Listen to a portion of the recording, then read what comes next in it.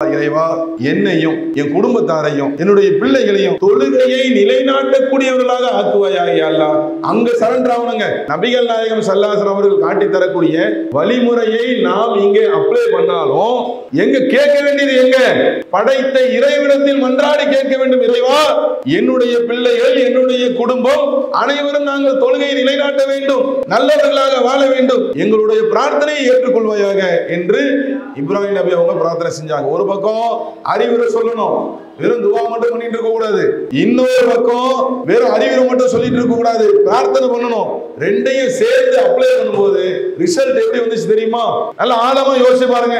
இளமை பருவங்க இன்னைக்கு எல்லா பெற்றோர்களும் புலம்பக்கூடிய ஒரு நிலை.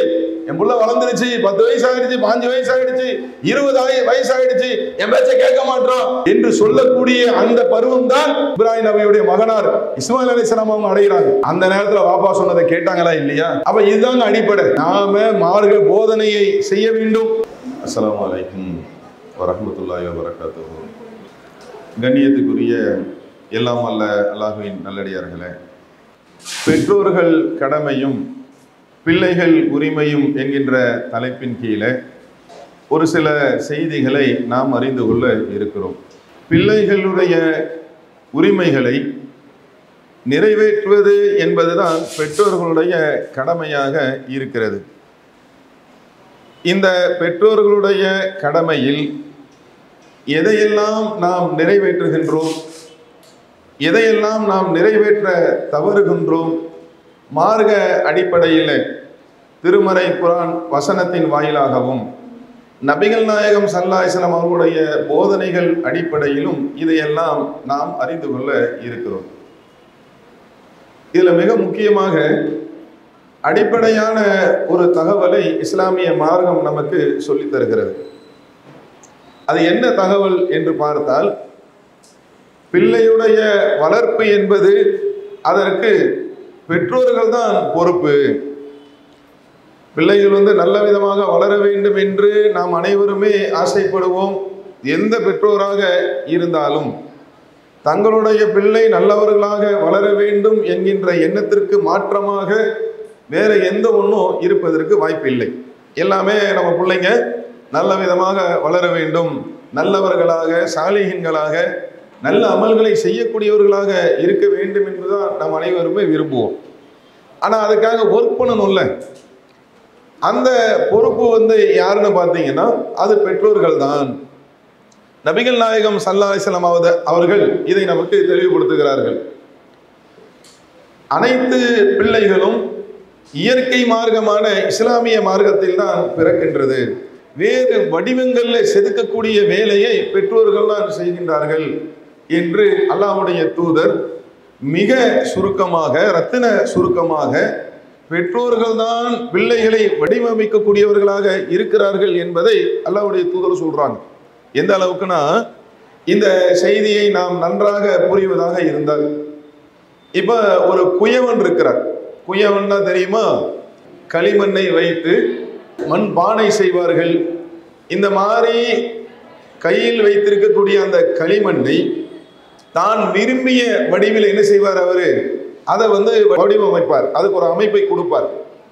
அதுபோன்று இந்த பிள்ளைகள் விஷயத்தில் நீங்க எடுத்துக்கிட்டீங்க அப்படின்னா, பெற்றோர்களாக இருக்கக்கூடிய நாம் அனைவரும் இறைவனிடம் இருந்து அந்த பிள்ளையை நாம் பெறும்போது, தாய்மார்கள் பெற்றெடுக்கும் போது அவங்களுடைய நிலை என்னன்னு பார்த்தீங்கன்னா, இப்ப இன்னைக்கு இருக்கிற மாதிரியா இருக்கிறாங்க. இப்போ நம்ம பிள்ளைகளுக்கு சில பேருக்கு 5 வயசு இருக்கும், சில பேருக்கு 10 வயசு இருக்கும், ஒரு சில பேருக்கு 15 வயசு இருக்கும். இப்போ ஒரு 10 வயசுக்கு மேலே போயிட்டாலே என்ன ஆகும்னு பார்த்தீங்கன்னா, பிள்ளைகள் எங்களுடைய பேச்சை கேட்க மாட்டாங்க. நிறைய பெற்றோர்களுடைய ஒரு புலம்பலாக, ஒரு மனக்குறையாக இது இருக்கிறது. இது இந்த மாதிரி வயசு. ஆனா அல்லாஹ் நம்மள்ட்ட கொடுக்குறான்ல, இறைவன் நமக்கு குழந்தையாக அவர்களை தரும்போது எப்படி கொடுக்குறான்? இந்த மாதிரி ஏத்து பேசுற மாதிரி 10 வயசு 15 வயசு அந்த மாதிரி அல்லாஹ் தருகிறான்? இல்லை. எதற்கு எடுத்தாலும் அழுகதான் தெரியும். எதுக்கு எடுத்தாலும் பசி எடுக்குதான் அப்படின்னு ஒரு சத்தம், எறும்பு கடிக்குதா அப்போ அது மாதிரி ஒரு சத்தம், கொசு கடிக்குதா, வாய் பேச முடியாத அளவுக்கு, வாய் பேச தெரியாத அளவுக்கு எதற்கெடுத்தாலும் பெற்றோரை சார்ந்திருக்கக்கூடிய, குறிப்பாக தாய் பெற்றெடுத்த தாயை சார்ந்திருக்கக்கூடிய அந்த அடிப்படையில் தான் அல்லாஹ் குழந்தையை தருகிறான். அப்படிதானங்க வச்சிருக்கிறோம். கையில குழந்தைய பெற்றெடுக்கும் போது அப்படிதானே இறைவன் நமக்கு தருகிறான். அப்ப அதனாலதான் நபிகள் நாயகம் சொல்றாங்க, அதிலிருந்து ஒவ்வொன்றாக ஒவ்வொன்றாக ஒவ்வொன்றாக பெற்றோர்கள் தான் அவர்களுக்கு சொல்லிக் கொடுக்கிறார்கள். வார்த்தை மூலமாக, தங்களுடைய செயல்பாட்டின் மூலமாக அந்த பிள்ளைகள் பெற்றோர்கள் இடத்தில் தான் அனைத்தையும் அவர்கள் கற்றுக்கொள்கிறார்கள். அதனால தான் அல்லாஹ்வுடைய தூதர் சொல்றாங்க, பெற்றோர்கள் தான் பொறுப்பு. பிள்ளைகள் வளர்ப்பினிலே பெற்றோர்கள் மிக முக்கியமான பொறுப்புல இருக்கிறாங்க என்கின்ற அடிப்படையை முதல்ல நம்ம மனசுல ஆழமா பதிய வச்சுக்கணும். அப்பதான் நம்மளுடைய கடமைகள் என்னென்ன, நம்ம எதையெல்லாம் செஞ்சிட்டு இருக்கிறோம், எதையெல்லாம் செய்யணும், மார்க்கம் என்ன சொல்லுது, அதை முதல்ல நம்மளால உணர முடியும். இதுல கூட மிக குறிப்பாக பெற்றோர்கள் பொறுப்பு. இதுல கூடுதலாக மார்க்கம் சொல்லுகிறது, தாய்மார்களுக்கு கூடுதலாக ஒரு பங்கு இருக்கிறது. அந்த பிள்ளைகளை செதுக்குவதில், அந்த பிள்ளைகளை நல்லவர்களாக வார்த்தெடுப்பதில் தாய்மார்களுக்கு கூடுதல் பங்கு இருக்கிறது. நபிகள் நாயகம் ஸல்லல்லாஹு அலைஹி வஸல்லம் அவங்க சொல்றாங்க, ஒவ்வொருவருக்கும் பொறுப்பு இருக்கிறது என்று துவங்கக்கூடிய அந்த செய்தியில அல்லாஹ்வுடைய தூதர் அவங்க சொல்றாங்க, ஒரு பெண் என்பவர் அவருடைய கணவனுடைய குடும்பத்திற்கும் அந்த பிள்ளைகளுக்கும் அவருடைய வீட்டுக்கும் பொறுப்பாளி ஆவாள் அப்படின்னு அல்லாஹ்வுடைய தூதர் சொல்றாங்க. இது குறித்து அவர்கள் மறுமையில் விசாரிக்கப்படுவார்கள். அனைவருமே அவர்களுடைய பொறுப்பை குறித்து விசாரிக்கப்படுவோம். மிக குறிப்பாக இந்த பிள்ளைகள் விஷயம் இருக்குல்லங்க, வளர்த்தெடுக்கிறது இது சாதாரண ஒண்ணு இல்லை. இஸ்லாம் இதை சாதாரணமாக சொல்லவில்லை.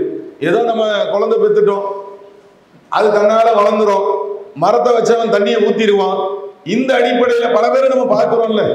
பெற்றோர்கள்ல ஒரு சில பேர் எப்படி ஒரு அலட்சியமா பிள்ளைகளை கவனிக்காமல் அவர்களை வளர்த்தெடுப்பதில் அவர்கள் எதை நோக்கி பயணிக்கிறார்கள், எதை நோக்கி செல்லுகிறார்கள் என்கின்ற கவனம் இல்லாமல் பெற்றோம், அவ்வளவுதான்.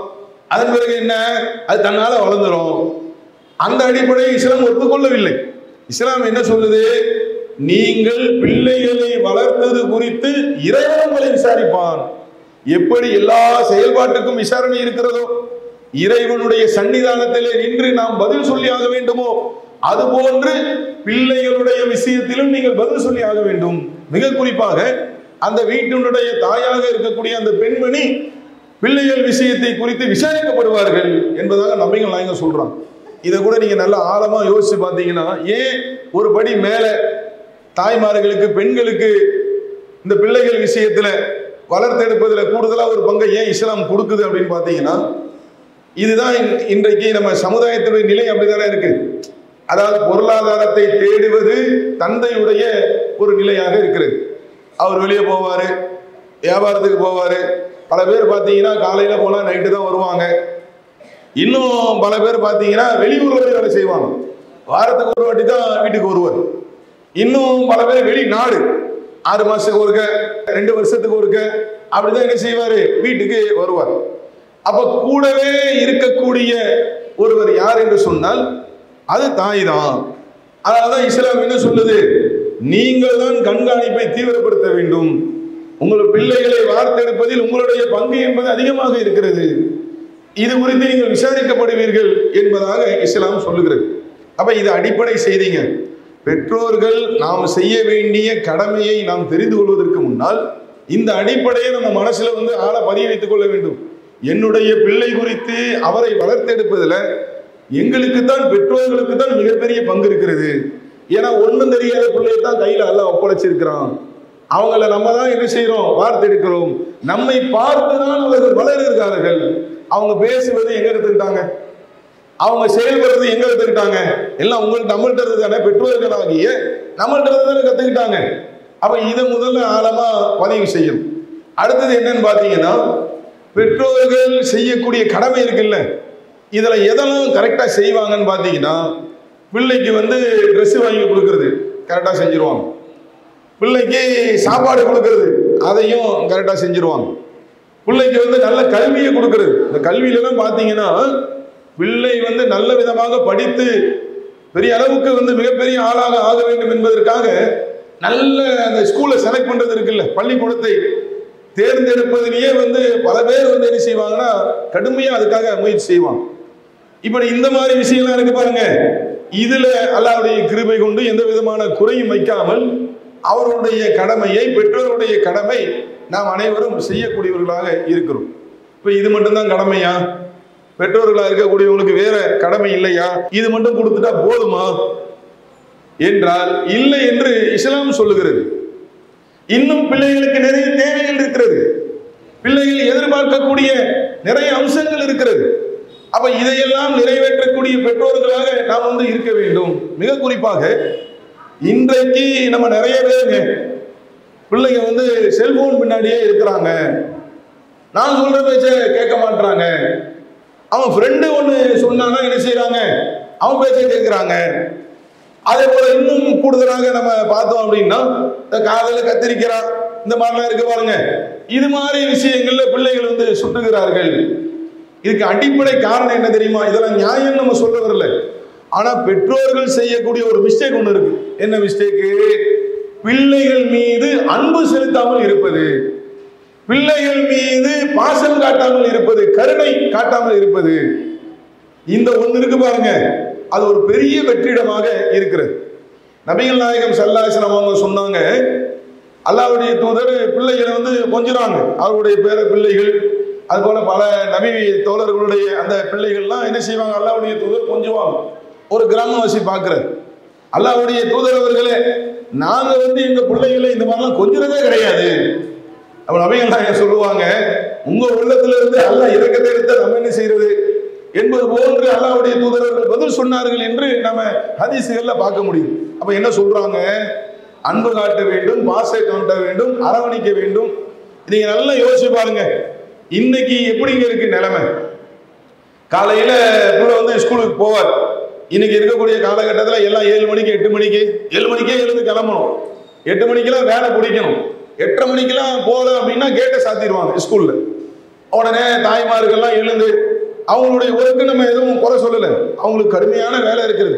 காலைல 5 மணிக்கெல்லாம் எழுந்து பிள்ளைய கிளம்புறதுக்கு அவங்க தயாராகி இப்படி எல்லாம் செய்யறாங்களா? பிள்ளை ஸ்கூல் போயிடுறாங்கள. அங்க போனா என்ன நடக்கும்? ஏதாவது 1-2 ஸ்கூல்ல நல்ல ஆசிரியர்கள் இருந்தாங்கன்னா ஒரு கவனத்தோடு அக்கறையோடு எல்லா சமூக பார்வையோடு நல்ல விஷயங்களை கத்து தருவாங்க. ஆனா நிறைய ஸ்கூல்ல பாத்தீங்கன்னா என்ன நடக்கும் தெரியுமா? அவங்க பேர் ஃபர்ஸ்ட் வரணும். பேனரா போட்டு, இந்த பாருங்க இந்த புள்ள 100 மார்க் எடுத்துருச்சு, இந்த பாருங்க இந்த புள்ள 200 மார்க் எடுத்துருச்சு. என்னது? மார்க்கெட்டிங். அடுத்து அவங்க ஸ்கூல்ல இருந்து நிறைய பேரை சேர்க்கணும்ல, அதுக்காக மார்க்கெட்டிங் பண்ணக்கூடிய ஒரு கல்வியத்தானே இன்னைக்கு இருக்கு. அவங்க நல்லதை சொல்லுவாங்களா? 3 மணி 4 மணிக்கு ஸ்கூல் முடியும். புள்ள வருவாப்புல. வரும்போது என்ன நிகழ்வு? வந்தவொடனே தாய்மார்கள் கேள்வி கேட்க ஆரம்பிப்பாங்க. காலையில ஸ்நாக்ஸ் கட்டி கொடுத்தேன், டிஃபன் கட்டி கொடுத்தேன், சாப்பிட்டியா? டப்பாவை திறந்து பார்க்கறது முதல் வேலை. சரி, அக்கறையில கேட்கறாங்க. புள்ள சாப்பிடணும்னு அவங்க தானே நினைப்பாங்க. தண்ணி குடிச்சியா? பாட்டில திறந்து பார்க்கறது, தண்ணி குடிச்சியா? அதன் பிறகு என்ன நடக்கும்? மிஸ் ஹோம்ஒர்க் கொடுத்தாங்களா? இது எதுக்காக நான் சொல்றேன்னாங்க, அதாவது அக்கறை செலுத்த வேண்டும். புள்ள சாப்பிட்டுச்சான்னு பார்க்கணும், தண்ணி குடிச்சான்னு பார்க்கணும், ஹோம்ஒர்க் பண்ணிச்சான்னு பார்க்கணும், படிச்சுச்சான்னு பார்க்கணும். அதெல்லாம் தப்பு இல்லை. அதை எப்படி பண்ணுவாங்க? ப்ரெசென்ட் பண்றது எப்படின்னு பார்த்தீங்கன்னா, ஒரு கேள்வி கேட்கிற டைப்ல, அதை பண்ணியா, இதை பண்ணியா, ஷூவை கழட்டி இங்க வச்சியா, பேகை அங்க வச்சியா என்று வீட்டுக்குள்ள நுழையும் போதே எப்படி இருக்கும்? இந்த 3 மணி 4 மணிக்கு வருவாப்புல காலையில ஸ்கூலுக்கு போயிட்டு வரும்போதே இங்க பல கேள்விகள் தான். ஆனா புள்ள எதிர்பார்த்து வர்றது என்னது? காலையில இருந்து போய் படிச்சுட்டு மிஸ் சொன்னதை கேட்டுட்டு, சாரு சொன்னதை கேட்டுட்டு வீட்டுக்கு வரும்போது அந்த தாய் தந்தையுடைய அரவணைப்பை, மிக குறிப்பாக தாயுடைய அரவணைப்பை எதிர்பார்த்து வருவாங்க. இங்க கேள்வி மேல கேள்வி போகும். அதுக்கப்புறம் என்ன நடக்கும்னு பாத்தீங்கன்னா, உடனே டியூஷன் போகணும்ல, கொஞ்ச நேரம் தான், ஒரு 10 நிமிஷம், காலை ஒரு ½ அன் அவர், அதுக்குள்ள இந்த உரையாடல் ஓடும். அதுக்கப்புறம் என்ன ஆகும்? கிளம்பு டைம் ஆயிடுச்சு. எதுக்கு? டியூஷன் போகணும்ல, அதிக மார்க் எடுக்கணும்பா, நீ பெரிய ஆளா வரணும், கிளம்பு என்று சொல்லி டியூஷன் முடிஞ்சு வந்தா என்ன ஆகும்? இந்த தாய்மாரெல்லாம் பிஸி ஆயிடுவாங்க. அந்த நேரத்தில் யார் டிஸ்டர்ப் பண்ணாலும் கோவம் வந்துடும். சாயந்தரம் 5 மணில இருந்து நைட்டு 10 மணி வரைக்கும் சீரியல்னு ஒன்று போடுவோம். அது கடுமையான வந்து டெய்லி பண்ண வேண்டிய கடமைகள் ஒன்று போல. இன்னைக்கு எப்படி ஆயிடுச்சுன்னா, சீரியல் வந்து பார்க்காம இருப்பது என்னவோ பெரிய இழப்பு மாதிரி கடுமையா இருக்குங்க. பஸ்ல போனா இந்த செல்போன் இருக்குல்ல, எவ்வளவு நல்ல விஷயங்கள்லாம் இருக்கு. ஆனா என்னன்னா பாத்தீங்கன்னா, அதை பார்த்துட்டு அழுதுகிட்டே வருது. என்னாச்சுன்னு தெரியலையே, அழுதுகிட்டே வராங்களேன்னு பார்த்தா சீரியல் ஓடுது போன்ல. டிராவல் போறது கொஞ்ச நேரம் போய் சில பேர் ஸ்டாப் கூட தெரியாது போல இருக்கு, இறங்கக்கூடிய அந்த இடம் கூட தெரியாத அளவுக்கு அதுலயே லயிச்சு போய் அந்த நடிகர் அழுதா அழுவுறது, அந்த நடிகை சிரிச்சா சிரிக்கிறது, இப்படி போயிட்டு இருக்கு நிலைமை. அந்த நேரத்துல புள்ள போய் அம்மா அப்படின்னா ஒத்தி போ, தூரமா போ என்று. அப்ப என்ன ஆகுதுன்னாங்க, மொத்தத்துக்கு அல்லாஹ்வுடைய தூதர் சொல்றாங்க, நீங்க இரக்கம் காட்டுங்க, நீங்க பாசம் காட்டுங்க, பிள்ளைகளை நீங்க வந்து கொஞ்சுங்க. இதுல அப்பாக்காரர் ரோலை நீங்க பார்க்கணுமே. அவர் வரும்போதே அப்படியே எல்லாம் வெட்டி முறிச்ச மாதிரி அப்படி வருவார். நைட்டு வரும்போதே என்னது அப்படியே உசு அசுன்னு வருவார். வந்தா என்ன நடக்கும், ஏதாவது பேச முடியுமா? அது வரும்போது சில வரக்கூடிய அந்த வழியில பயணங்கள் ஏதாவது சிரமம் ஏற்படுச்சுன்னு வைங்க, சொல்லவே வேண்டாம். அப்ப என்ன நிகழ்வுன்னு பார்த்தீங்கன்னா, பிள்ளைகள் அணுகி அந்த பாசத்தை பெறக்கூடிய அந்த நிலை இல்லாமல் இருக்கிறது. இதனால என்ன நடக்குது தெரியுமா? பிள்ளைக்கு வேற ஒரு என்டர்டைன்மெண்ட் வேணும், ஒரு பாசம் வேணும், ஒரு அன்பு வேணும். இதை ஃப்ரெண்டு கொடுக்குறான். ஏ மச்சான், உனக்காகத்தாண்டா நான் இவ்வளவு நேரம் வெயிட் பண்ணிட்டு இருந்தேன். எப்படி போடுறான் பார்த்தீங்களா வார்த்தைய? நம்ம வீட்டில் வந்தா நம்ம கேள்வி மேல கேள்வி கேட்கிறோம், அவங்க மேல உள்ள அக்கறையில தான் செய்யறோம். அவன் என்ன சொல்றான் அப்படின்னா, மச்சான் உனக்கு ஏதாண்டா நான் இவ்வளவு நேரம் வெயிட் பண்ணிட்டு இருந்தேன், என்னடா நீ இவ்வளவு நேரமா ஆளை காணோம், ஏன் ஃப்ரெண்டு பின்னாடி சுத்துறான்னு தெரியுதா உங்களுக்கு? இங்க கிடைக்காதது அவனுக்கு அங்க கிடைக்குதுங்க அப்படி நினைக்கிறான் அவன். இங்க கிடைக்காதது அவன் ஃப்ரெண்டு கிட்ட கிடைக்கிற மாதிரி. நீ என்ன சாப்பிட்ற, டீ சாப்பிடுவோமா, வாங்கிட்டா அப்படி அங்க போயிட்டு வருவோம், இது போன்று. அது மாதிரி இந்த செல்போன் இருக்கு பாருங்க, அவன் அதை நிம்மதி நினைக்கிறான். எப்ப பார்த்தாலும் கேம் விளையாடுறது, எப்ப பார்த்தாலும் வாட்ஸ்அப் பார்க்கறது, எப்ப பார்த்தாலும் ஃபேஸ்புக் பார்க்கறது, இதுக்கெல்லாம் என்ன காரணம் நினைக்கிறீங்க? அவனுக்கு ஒரு மன நிம்மதி வேண்டும், அந்த மன நிம்மதி இதுல கிடைக்கிறது என்று அவன் நினைக்கிறான்.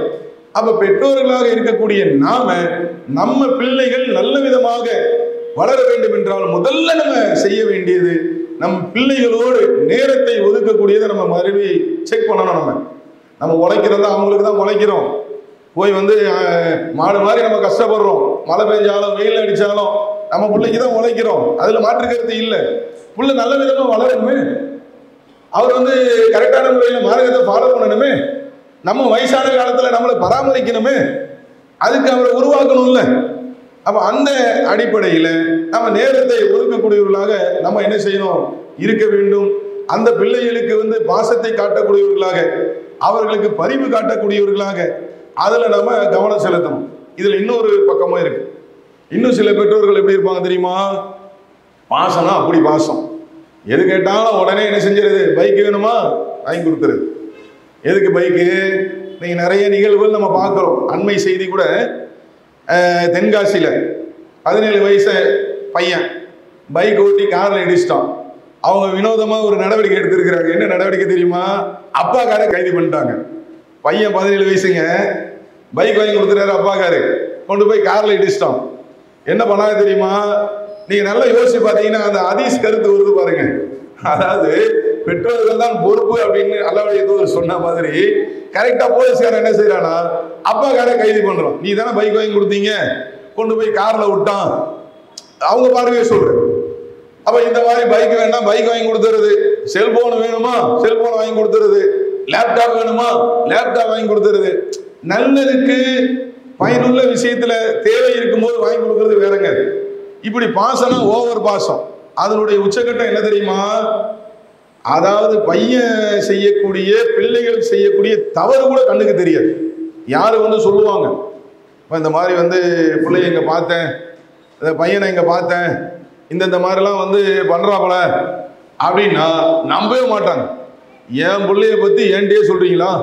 நம்பிக்கை இருக்கணுங்க, அதுல மாற்றுக்கிறது இல்லை. ஆனா என்னன்னா, இந்த மாதிரி வந்து குறைகளை சரி பண்ண வேண்டிய அந்த கடமையும் பெற்றோர்களுக்கு இருக்கு. நம்ம பெற்றோர்கள் தானே நம்மள்ட்ட வந்து சொல்றாங்க, அந்த பிள்ளையை பெற்றெடுத்ததுனால ஒரு அக்கறையில தானே வந்து நம்மள்ட்ட சொல்றாங்க. அப்ப தேவைக்கேற்ப கண்டிக்கவும் வேண்டும். நபிகள் நாயகம் ஸல்லல்லாஹு அலைஹி வஸல்லம் அவங்க சொல்றாங்க, ஃபாத்திமா ரலியல்லாஹு அன்ஹா அவங்களை எப்படி நேசிச்சாங்க? நம்ம இன்னைக்கு பிள்ளைகளை நேசிக்கிறோம் இல்லைங்க, நாமளும் அல்லாஹ்வோட அருளை கொண்டு நம்மளுடைய பிள்ளைகள் மீது அதிக அளவு பாசம் வைத்திருக்கிறோம், அதில் மாற்று கருத்து இல்லை. நபிகள் நாயகம் ஸல்லல்லாஹு அலைஹி வஸல்லம் எப்படி நேசிச்சாங்க தெரியுமா? ஃபாத்திமா ரலியல்லாஹு அன்ஹா அவங்கள பத்தி சொல்லும் பொழுது, என்னில் பாதினான், என்னுடைய ஈரக்குலையினான், இன்னும் சில வார்த்தைகள் எல்லாம் போட்டு அல்லாஹ்வுடைய தூதர் அவங்களுடைய பாசத்தை வெளிப்படுத்தினார்கள். ஃபாத்திமா அவர்கள் அந்த அளவுக்கு நபிகள் நாயகம் நேசிச்சாங்க. அவங்க வீட்டுக்கு வந்தாங்க அப்படின்னா ஓடோடி போய் அல்லாஹ்வுடைய தூதர் வரவேற்கக்கூடியவர்களாக இருந்தார்கள். ஆனா இந்த பாசம் என்பது தவறுக்கு துணை போகக்கூடாது. அல்லாஹ்வுடைய தூதர் சொல்றாங்க, என் மகள் ஃபாத்திமா திருடினாலும் நான் கையை துண்டிப்பேன். எப்படி பாருங்க, அழகா படம் பிடிச்சு காட்டு அல்லாஹ்வுடைய தூதர் விளக்குறாங்க, பாடம் நடத்துறாங்க. நபிகள் நாயகம் ஸல்லல்லாஹு அலைஹி வஸல்லம் அவங்க பிள்ளைகள் விஷயத்துல பாசம் காட்டணும், அவர்கள் மீது இரக்கம் காட்டணும், அவர்களோடு உரையாடணும், அதுக்காக நேரம் ஒதுக்கணும், அவர்கள் நல்ல விதமாக உருவாக்க வேண்டும். அதுபோல அவர்கள் தவறு செய்யக்கூடிய நேரத்தில் அதை பார்த்து கொண்டு இருக்கக்கூடாது. பாசம் என்ன செஞ்சிடக்கூடாது, தப்பு தவறுக்கு உறுதுணையாக வந்துவிடக் கூடாது. அதையும் நபிகள் நாயகம் ஸல்லல்லாஹு அலைஹி வஸல்லம் அவங்க சொல்றாங்க. அப்ப அந்த அடிப்படையில் நம்ம கவனத்தில் கொள்ளணும். நம்மளுடைய பிள்ளைகள் மார்க்கத்துக்கு முரணான விஷயங்கள், தவறான காரியங்கள் அதுபோன்று நடக்கும்போது நாம நம்மளுடைய கடமையை சரியாக செய்ய வேண்டும். அதை கண்டிக்கக்கூடிய, அதை புரிய வைக்கக்கூடிய, இந்த தவறை கண்டிக்கிறதுல ஒன்று இருக்குங்க. அல்லாஹ்வுடைய மார்க்கம் சுப்ஹானல்லாஹ் சூப்பரான மார்க்கங்க. எல்லாத்துக்கும் நமக்கு சொல்லி தருது பாருங்க. சில பேர் என்ன செய்வாங்க தெரியுமா, கண்டிக்கிறன்ற பேர்ல அப்படியே பயமுறுத்தி வைப்பாங்க பிள்ளைய. அத்தா மட்டும் பெல்ட்ல கழட்டினாரு வச்சுக்க, பெல்ட் இருக்குல்ல, பேண்ட் உலாம இருக்கு போடுவாங்கல்ல, அந்த பெல்ட்டை கழட்டினாரு வச்சுக்கங்க, அவ்வளவுதான். அதே மாதிரி அதுக்கு ஏற்ற மாதிரி சில பேர் என்ன செய்வாங்கன்னா, எதுக்கு எடுத்தாலும் அடி உததான். பழமொழியே வச்சிருக்கிறாங்களா இல்லையா, அடி உதவுற மாதிரி அண்ணன் தம்பி கூட உதவ மாட்டான். இதை எவன் கண்டுபிடி, யாரு கண்டுபிடிச்சுன்னு தெரியல நமக்கு. ஆனா அந்த மாதிரி போகும்போது என்ன ஆகுதுன்னு பாத்தீங்கன்னா, பிள்ளைகள் என்ன செய்யறாங்க, எதுக்கு எடுத்தாலும் நீ அடிக்கதான் போற. அது மாதிரி இன்னும் பல பேர்கள் அந்த கடுமையான சொல் வார்த்தைகள் இருக்குல்ல, கண்டிக்கிறோன்ற பேர்ல நமக்குள்ள தானே, நீ நாசமா போவ, நீ அப்படி போவ, நீ எப்படி போயிருவ, நீ கழிச்சல்ல போயிருவ, நீ போகும்போது அது முட்டும், இது முட்டும் இருக்கா இல்லையாங்க. கோபம் வந்துட்டா நம்மளை கண்ட்ரோல் பண்ண முடியுதா? பெற்றோராக இருக்கக்கூடிய நாம முதல்ல பாடம் படிக்கணும். எல்லாத்தையும் என்ன செய்யறது, இந்த மாதிரி கடுமையான வார்த்தைகளை போட்டு இன்னும் கூட சில இடங்கள்ல பாத்தீங்கன்னா சபிக்கிற அளவுக்கு மாறிடு. பெத்த புள்ளதான், அந்த அளவுக்கு பாசம் இருக்கும், இருந்தாலும் அந்த கோபத்துல என்ன செய்வாங்க, அது புள்ள தப்பு செஞ்சிருச்சு இல்ல, அதை நாங்க கண்டிக்கிறோம் என்று சொல்லி கடுமையான முறையில வார்த்தையை பிரயோகம் படுத்தக்கூடிய, கெட்ட வார்த்தையை பேசக்கூடிய நிறைய பெற்றோர்கள் கவலைப்படுவாங்க. என் புள்ளலாம் இந்த மாதிரி கெட்ட வார்த்தை பேசுது, எங்க போய் கத்துக்குச்சு? கெட்ட வார்த்தையா, நம்மிடம் இருந்து கேட்ட வார்த்தையா? யோசிச்சு பாருங்க. பெற்றோர்களாக இருக்கக்கூடிய நாம பயன்படுத்துறது தானே அது ரிசீவ் பண்ணி சொல்லுது. பெற்றோர்களை அப்படியே பிரதிபலிக்கக்கூடிய அவங்க கண்ணாடி போன்றவர்கள் பிள்ளைகள்.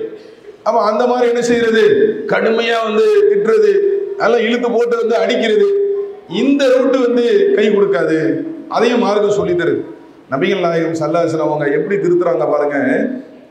பேர பிள்ளை ஹசன் ரலியல்லாஹு அன்ஹு அவங்க என்ன செய்யறாங்க, ஒரு சந்தர்ப்பத்தில், அதாவது பொது நிதியில் இருந்து பேர்ச்சம்பளத்தை எடுத்து என்ன செய்யறாங்க, வாயில போட்டுறாங்க. நபிகள் நாயகம் ஸல்லல்லாஹு அலைஹி வஸல்லம் அவங்க முதல்ல அந்த தப்புல இருந்து அவங்கள வெளியில கொண்டு வராங்க. விரலை என்ன செய்யறாங்க, வாயில விட்டு துப்பு துப்புன்னு சொல்லி, இது முகமது குடும்பத்தாராகிய நாம சாப்பிடக்கூடாது, உனக்கு தெரியாதா? எப்படி புரிய வைக்கிறாங்க பாருங்க.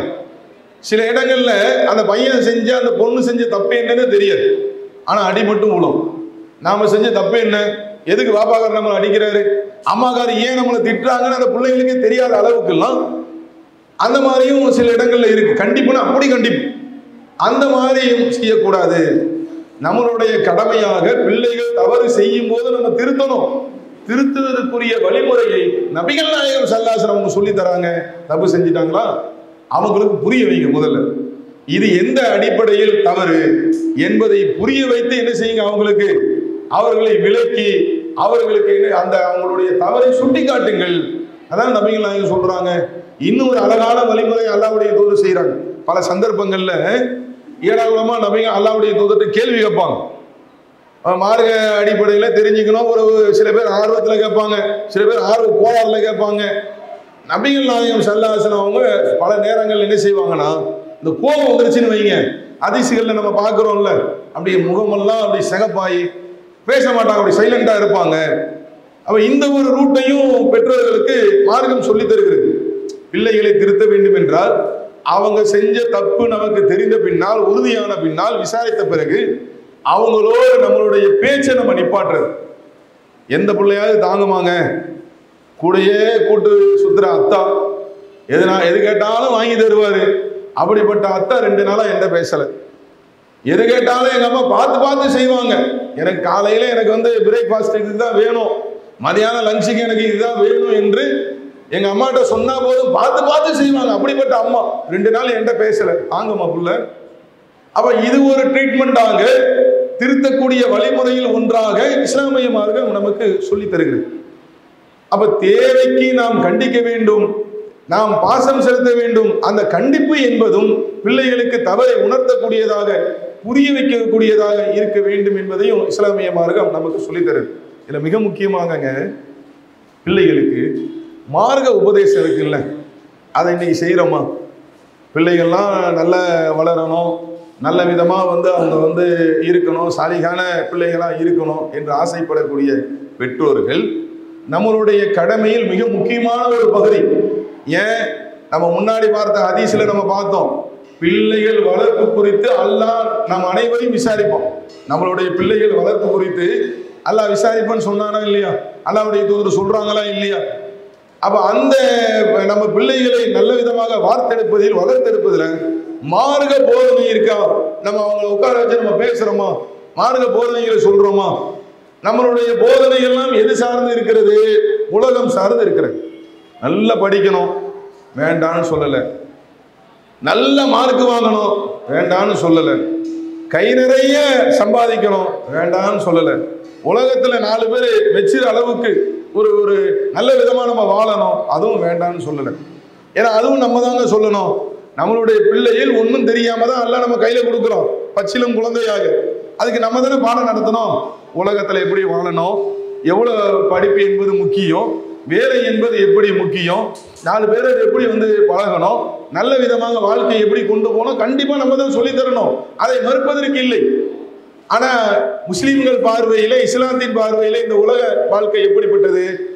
50 வருஷம், 60 வருஷம், 70 வருஷம், அவ்வளவுதானுங்க வாழ்க்கை. அதுதானே நமக்கு மார்க்கம் சொல்லுகிறது. இந்த உலக வாழ்க்கை என்பது வீணும் விளையாட்டும் தவிர வேறு இல்லை. அல்லாஹ் குர்ஆன்ல சொல்றானே.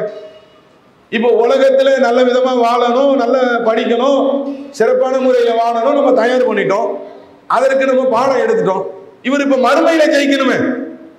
அங்க மறுமையில கிடைக்கக்கூடிய தண்டனை என்பது குற்றவாளிகளுக்கு கடுமையான நரக நெருப்பு என்று அல்லாஹ் எச்சரிக்கிறான். அல்லாஹ்வுடைய தூதரவர்கள் சொல்லுகிறார்கள், அங்கு இருக்கக்கூடிய சின்ன தண்டனை என்பது காலில் வைக்கக்கூடிய நெருப்பு கங்கானது மூளையை உருக்கிவிடும். அந்த அளவுக்கு நரகத்துடைய அந்த கடுமையை நபிகள் நாயகம் ஸல்லல்லாஹு அலைஹி வஸல்லம் எச்சரிக்கிறாங்க. நல்ல பாசம் வச்சிருக்கிறோம், ஒரு சின்ன அடிபட்டா கூட நம்ம தாங்க மாட்டோம் பிள்ளைக்கு. அந்த பிள்ளை அங்க போய் மாட்டினா மறுமையில ஜெயிக்க வேண்டாமா? மறுமையில தோத்துருச்சுன்னா அப்ப மார்க்க உபதேசங்களை என்ன செய்யணும், நம்ம சொல்ல வேண்டும். இதுல நம்ம ஒவ்வொருத்தரும் யோசிக்கணும். நம்மளுடைய கடமையில முக்கிய பகுதி இதுதாங்க. கொள்கையை பத்தி நம்ம பிள்ளைகளை உட்கார வச்சு பேசுறோமா? கொள்கை பத்தி அவங்களுக்கு சொல்லி தரமா? இறைவனுடைய அச்சத்தை பற்றி, அல்லாஹ்வுடைய ஆற்றலை குறித்து அவர்களுக்கு நம்ம போதிக்கின்றோமா? வணக்க வழிபாட்டை குறித்து, தொழுகை குறித்து, இன்ன பிற வணக்கங்கள் குறித்து நாம பிள்ளைகளுக்கு பாடம் நடத்தி இருக்கிறோமா? நம்மளுடைய பிள்ளைகள் நல்லவராக வாழ வேண்டும் என்று இறைவனிடத்தில் கையேந்து கொள்கிறோமா? யோசிச்சு பாருங்க. எல்லாம் கேட்போம். நம்ம உலகத்துல வாழும் பொழுது மனிதனுக்கு உலகத்துல தேவையான அத்தனை அல்லாட்ட தானங்க கேட்கணும். படைச்ச ரப்பு தராம யாரு தருவாங்க? எல்லாத்தையும் கேட்கணும். பிள்ளைகளுடைய நேர்வழிக்கு, பிள்ளைகள் நல்ல விதமாக வளருவதற்கு, அதுக்கு நம்ம கேட்கிறோமா? நீங்க திருமறை குர்ஆன நெடுகில் நீங்க பார்த்தீங்கன்னா அல்லாஹ் சொல்லி தருகிறான். லுக்மான் இருக்காருல்ல, நல்லடியார் என்று இறைவன் சொல்லக்கூடிய அந்த லுக்மான், அவரை பத்தி அல்லாஹ் சொல்றான், இவருக்கு ஞானத்தை நாம் வழங்கினோம். திருமறை குர்ஆன்ல அல்லாஹ் பேசுகிறான், லுக்மான் அவர்களுக்கு ஞானத்தை நாம் வழங்கினோம். அவர் எப்படி தன்னுடைய பிள்ளைக்கு அறிவுரை சொன்னாரோ அதை நீங்கள் நினைவு கூறுங்கள். அல்லாஹ் எப்படி சொல்றான் பாருங்க. என்ன அறிவுரை சொன்னாங்க? லுக்மான் அலை அவங்க சொல்றாங்க, யா புனைய லா துஸ்ரிக் பில்லாஹ் இன்ன ஷிர்க லதூமுன் அலீம். என்னுடைய அருமை மகனே, வார்த்தையே பாத்தீங்களா? இன்னைக்கு இந்த பதத்துல இந்த தோணியில அன்பு வரக்கூடிய வெளிப்படுத்தக்கூடிய இந்த வார்த்தை பிரயோகம் இருக்காங்க நம்மள்ட்ட. நம்ம பிள்ளைங்களை கூப்பிடும்போது நம்ம அந்த மாதிரி ஒரு அன்பா அந்த வார்த்தையிலேயே அன்பு வர மாதிரி அந்த வார்த்தை பிரயோகம் இருக்கிறதா? இன்னைக்கு என்னென்னவோ வார்த்தைகள் என்ன செய்யறாங்க பெற்றோர்கள் பயன்படுத்தக்கூடியதை நம்ம பார்க்கிறோம். ஆனா இவங்க என்ன செய்யறாங்க, அப்படியே அந்த வார்த்தையை கேட்டாலே என்ன ஆகும்? யா புனைய என்னுடைய அன்பு மகனே, அல்லாஹ்வுக்கு இணை வைக்காத, லா துஸ்ரிக் பில்லாஹ், அல்லாஹ்வுக்கு இணை வைக்காத. சரிதானங்க? அல்லாஹ் தான் நம்மை படைத்திருக்கிறான், அனைத்தையும் அல்லாஹ் தான் வழங்கியிருக்கிறான். இந்த கண்ணுல இருந்து, காதுல இருந்து, உணவுல இருந்து, உடையில இருந்து, காற்றில் இருந்து அனைத்தையும் அல்லாஹ் தந்திருக்கிறான். படைத்த இறைவன் தந்த அனைத்தையும் வாங்கி கொண்டு நான் வேற ஒரு பொருள் அல்லாஹ்வுக்கு இணை வைத்தான், இறைவனுடைய பண்பு வேற ஒருத்தருக்கு இருக்குன்னு நான் நினைச்சான். அப்ப அது குறித்து பாடம் நடத்துறாங்க. இதுதான் மிகப்பெரிய அநியாயம். இந்த அநியாயத்தை நீ செஞ்சிடாத. அடுத்து என்ன சொல்றாங்க? ஒரு பொருள் கடுகு அளவுக்கு இருந்து அது பாறையிலோ வானத்திலோ பூமியிலோ எங்க இருந்தாலும் அல்லாஹ் கொண்டு வந்து விடுவான். அல்லாஹ்வுடைய ஆற்றலை எப்படி சொல்றாங்க பாருங்க. நீ நினைச்சுக்கிட்டியா சின்ன ஒண்ணுதான் யாருக்கும் தெரியாம செஞ்சிடலாம்? அப்படி இல்லப்பா, அல்லாஹ் சின்ன ஒரு கடுகு அளவு விதை அளவு இருந்தாலும் அதை இறைவன் கொண்டு வர ஆற்றல் மிக்கவன். எப்படி இறையச்சத்தை போதிக்கிறாங்க. நம்ம என்னைக்காவது சொல்லி இருக்கிறோமாங்க? பிள்ளைகளை உட்கார வச்சு மார்க்க உபதேசங்களை நாம் செய்திருக்கிறோமா? இந்த அடிப்படையில் இறையச்சத்தை நம்ம போதிச்சிருக்கிறோமா? இன்னைக்கு நிறைய பிள்ளைகள் தவறு செய்வதற்கு அதுதானே காரணமா இருக்கு. அப்ப இதையெல்லாம் நம்ம என்ன செய்யணும்? கவனத்தில் கொண்டு, அதே மாதிரி நிறைய நபிமார்கள் என்ன செய்யறாங்க, அவங்களும் பிரார்த்தனை செய்கிறார்கள். இப்ராஹிம் அலைஹிஸ்ஸலாம் அவங்க, ஏன்னா இந்த மாதிரி மார்க்க அடிப்படையில் நாங்கள் உட்கார வச்சு சொன்னா அதுக்கு ரிசல்ட் இருக்கா அப்படின்னு சில பேருக்கு கேள்வி வருது இல்ல. இப்ராஹிம் அலைஹிஸ்ஸலாம் என்ன செய்யறாங்கன்னா, அவங்க தன்னுடைய பிள்ளைகளுக்கு உபதேசம் செய்யறாங்க. என்ன சொல்றாங்க? இன்னல்லாஹ ஸஃபா லகுமுத்தி, என்னுடைய மக்களே, இப்ராஹிம் நபி அவர்களும் யாக்கூப் நபி அவர்களும் என்ன செய்யறாங்க, தங்களுடைய பிள்ளைக்கு சொல்றாங்க, அல்லாஹ் இந்த மார்க்கத்தை தேர்வு செய்திருக்கிறான், நீங்க முஸ்லீமுக்காக தவிர மரணிக்க கூடாது அப்படின்னு அறிவுரை சொல்றாங்களா? இது ஒண்ணு. அதுக்கப்புறம் இறைவனிடத்துல எப்படி பிரார்த்தனை செய்யறாங்க பாருங்க. ஆரம்பத்திலேயே கேட்கிறாங்க, இறைவா எனக்கு வழங்கக்கூடிய வழி தோன்றல் நல்லவராக நல்ல பிள்ளையாக இருக்கணும்னு அதுக்கு ஒரு பிரார்த்தனை செய்யறாங்க. அதுக்கப்புறம் அல்லாஹ்வுடைய தூதர் இப்ராஹிம் அலைஹிஸ்ஸலாம் அவங்க பிரார்த்தனை செய்யறாங்க, ரப்பி ஜஅல்னி வகீமுஸ் ஸலாத்தி வ மின் துர்ரியத்தி ரப்பனா வ தகப்பல் துஆ. இறைவா என்னையும் என் குடும்பத்தாரையும் என்னுடைய பிள்ளைகளையும் தொழுகையை நிலைநாட்டக்கூடியவர்களாக ஆக்குவாயா யா அல்லாஹ். அங்க சரண்டர் ஆகணுங்க. நம்ம இஸ்லாம் சொல்லி தரக்கூடிய நபிகள் நாயகம் ஸல்லல்லாஹு அலைஹி வஸல்லம் அவர்கள் காட்டி தரக்கூடிய வழிமுறையை நாம் இங்கே அப்ளை பண்ணாலும் எங்க கேட்க வேண்டியது? எங்க படைத்த இறைவனிடத்தில் மன்றாடி கேட்க வேண்டும். இறைவா என்னுடைய பிள்ளைகள் என்னுடைய குடும்பம் அனைவரும் நாங்கள் தொழுகையை நிலைநாட்ட வேண்டும், நல்லவர்களாக வாழ வேண்டும், எங்களுடைய பிரார்த்தனையை ஏற்றுக்கொள்வாயாக என்று இப்ராஹிம் நபி அவங்க பிரார்த்தனை செஞ்சாங்க. ஒரு பக்கம் அறிவுரை சொல்லணும், வெறும் துவா மட்டும் பண்ணிட்டு இருக்க கூடாது. இன்னொரு பக்கம் வெறும் அறிவுரை மட்டும் சொல்லிட்டு இருக்க கூடாது, பிரார்த்தனை பண்ணணும். ரெண்டையும் சேர்த்து அப்ளை பண்ணும்போது ரிசல்ட் எப்படி வந்துச்சு தெரியுமா? இப்ராஹிம் நபி அவங்க கனவு கண்டாங்களா? பிள்ளைய அறுக்கிற மாதிரி கனவு கண்டாங்களா? தன்னுடைய பிள்ளைகிட்ட சொன்னாங்களா? எப்படி அல்லாஹ் சொல்றான், அவரோடு சேர்ந்து உழைக்கக்கூடிய பருவத்தை அவர் அடையக்கூடிய நிலையில் இப்ராஹிம் நபி அவங்க போய் சொல்றாங்க. அவர் சொல்றாரு, இன்ஷா அல்லாஹ் அல்லாஹ் நாடினால் என்னை நீங்கள் பொறுமையாளராக பார்ப்பீர்கள். எப்படி வந்துச்சுன்ற நல்ல ஆழமா யோசிச்சு பாருங்க. இளமை பருவங்க இன்னைக்கு எல்லா பெற்றோர்களும் புலம்பக்கூடிய ஒரு நிலை. என் புள்ள வளர்ந்துருச்சு, 10 வயசு ஆயிடுச்சு, 5 வயசு ஆயிடுச்சு, 20 வயசு ஆயிடுச்சு, என் பேச்சை கேட்க மாட்டான் என்று சொல்லக்கூடிய அந்த பருவம் தான் இப்ராஹிம் நபியுடைய மகனார் இஸ்மாயில் அலைஹிஸ்ஸலாம் அவங்க அடைகிறாங்க. அந்த நேரத்துல வாப்பா சொன்னதை கேட்டாங்களா இல்லையா? அப்ப இதுதாங்க அடிப்படை. நாம மார்க்க போதனையை செய்ய வேண்டும். அவர்களுக்கு அவ்வப்போது முதல்ல நாம தெரிஞ்சுக்கணும், திருமறை குர்ஆன் என்ன சொல்லுது, ஹதீஸ் என்ன சொல்லுகிறது என்பதை நாம் தெரிந்து இதை வாழ்க்கையில் நம்மளுடைய பிள்ளைகளிடத்தில் அப்ளை செய்யக்கூடியவர்களாக இருக்க வேண்டும். இறைவனிடத்தில் மன்றாடி நம்ம கேட்கணும். இறைவா எங்களுக்கு பிள்ளையை கொடுத்துட்ட அவங்க நல்ல விதமாக வளர்ப்பதற்கு இதெல்லாம் முக்கிய கடமைங்க. தாய் தகப்பன் செய்ய வேண்டிய வெறும் சோறு போட்டா முடிஞ்சிடாது, வெறும் துணிமணி வாங்கி கொடுத்துட்டா முடிஞ்சிடாது. அந்த பிள்ளைகளை நல்ல விதமாக செதுக்கி எந்த அளவுக்கு சொல்றாங்கன்னா, யாருக்கு 2 பெண்கள் இப்ப இருந்து அவர்களை நல்லொழுக்கம் மிக்கவர்களாக நீங்க வளர்த்தெடுத்து நீங்க அப்படி செஞ்சீங்கன்னா மறுமையில அதற்குரிய கூலி இருக்கிறது என்றெல்லாம் நபிகள் நாயகம் ஸல்லல்லாஹு அலைஹி வஸல்லம் சொல்றாங்க. அப்ப அந்த அளவுக்கு நன்மையை பெற்றுத்தரக்கூடிய ஒன்றாக இருக்கிறது. இதுல நம்ம கவனம் செலுத்த வேண்டும். இறுதியாக நம்மளுடைய மரணத்திற்கு பின்னால், அதாவது மரணிச்சுட்டா எல்லாம் முடிஞ்சிடும் இல்லைங்க, அதற்கு பின்னால் வரக்கூடிய ஒன்றாக பிள்ளைகளுடைய பிரார்த்தனையை மார்க்கம் சொல்லுகிறது. அந்த பிள்ளைகள் நமக்காக பிரார்த்தனை செய்ய வேண்டும் என்றால் அவர்களை நம்ம நல்ல விதமா வளர்த்தாதான். அல்லாஹ்னா யாருன்னு தெரியணும், யார்கிட்ட பிரார்த்தனை செய்யறதுன்னு தெரியணும். அது தெரியாம இன்னும் என்ன பண்றாங்க, நிறைய பெற்றோர்கள் இறந்த பிறகு துவா செய்யறாங்களா, பெற்றோர்களுக்காக பிரார்த்தனை பண்றோமா, யார்கிட்டையாவது ஹஜ்ரத்திட்ட கூப்பிட்டு என்ன செய்யறாங்க, எங்க பெற்றோர் இறந்துட்டாங்க அவருக்கு ஒரு பாத்தியா போடுங்க, 40 நாள் ஆயிடுச்சு ஒரு பாத்தியா போடுங்க, 1 வருஷம் ஆயிடுச்சு ஒரு பாத்தியா போடுங்க, இப்படி இருக்கு. அப்ப இந்த சூழல் மாறணும். நம் பிள்ளை நமக்காக பிரார்த்தனை செய்ய வேண்டும் என்று சொன்னால் நாம் அவர்களை நல்ல விதமாக வளர்க்க வேண்டும். நம்மளுடைய கடமைகளில் சில செய்திகளை நாம் அறிந்திருக்கிறோம். அந்த செய்திகளை நம்மளுடைய வாழ்க்கையில கடைபிடித்து இறைவனும் பிரார்த்தனை செய்து நாம் அதை 2ஐயும் சேர்த்து நாம் அப்ளை பண்ணினால் அல்லாஹ்வுடைய அருள் கொண்டு நாம் எதை எதிர்பார்க்கிறோமோ, நம்ம பிள்ளை நல்ல விதமாக வளர வேண்டும், நம்மளுடைய சொல் பேச்சை கேட்க வேண்டும், இறைவனை வணங்கக்கூடியவராக இருக்க வேண்டும் என்று நம்ம விரும்புகின்ற அந்த ஒன்று அல்லாஹ்வுடைய அருளினால் நடக்கும். இதை நீங்கள் முயற்சி செய்யக்கூடியவர்களாக அல்லாஹ் ரப்பல் ஆலமீன் நம்மளுடைய அனைவருடைய பிரார்த்தனைகளை ஏற்று நல்ல பாக்கியங்களை நம்மளுடைய பிள்ளைகளை நம்மளுடைய சொல் பயிற்சி கேட்கிறவர்களாக வளர்க்கக்கூடிய ஒன்றை தர வேண்டும் என்ற பிரார்த்தனையோடு என்னுடைய உரையை நிறைவு செய்கிறேன். வாக்குறுதவான அல்ஹம்துலில்லாஹி ரப்பில் ஆலமீன். இஸ்லாம் மற்றும் சமுதாய செய்திகளை அறிந்து கொள்ள தமிழ்நாடு தௌஹீத் ஜமாஅத் யூடியூப் பக்கத்தை உடனடியாக சப்ஸ்கிரைப் செய்து கொள்ளுங்கள். மேலும் பெல் பட்டனையும் கிளிக் செய்து கொள்ளுங்கள்.